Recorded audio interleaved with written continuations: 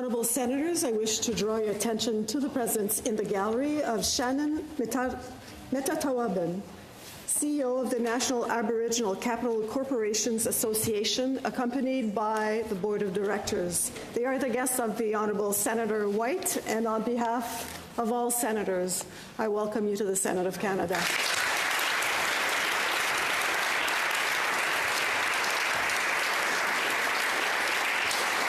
Senator White.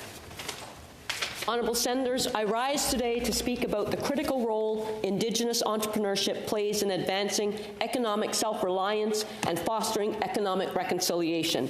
In particular, I would like to highlight the outstanding work of the National Aboriginal Capital Corporations Association, or NACA.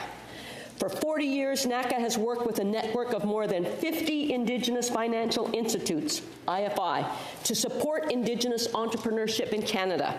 To date, this network has provided more than 53,000 loans, totaling $3.3 billion, to businesses owned by First Nations, Métis, and Inuit people, with NACA supporting the network by building IFI capacity and fostering Indigenous business development. Among its many achievements, NACA partnered with the federal government to launch the Indigenous Growth Fund, Canada's largest Indigenous social impact fund.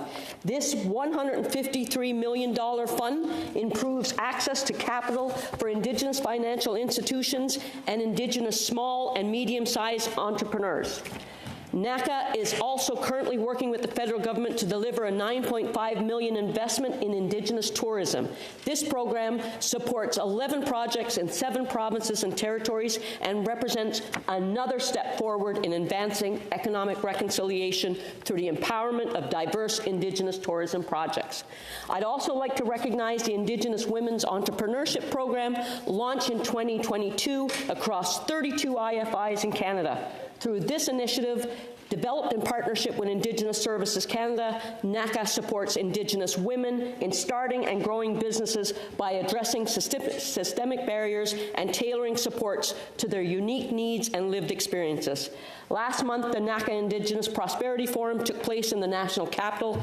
The forum saw over 400 delegates in attendance, including Indigenous lenders, economic leaders, and entrepreneurs with partners and policymakers, all of them highlighting advances in economic Indigenous reconciliation and self-determination. Having been in attendance myself, I can say with confidence that the forum was a resounding success. I left inspired by the many Indigenous entrepreneurs, business leaders, and change makers that I met. In closing, I extend my heartfelt congratulations to NACA and its leadership. The work you do to drive economic opportunity and prosperity is vital in the well-being of Indigenous communities across this country.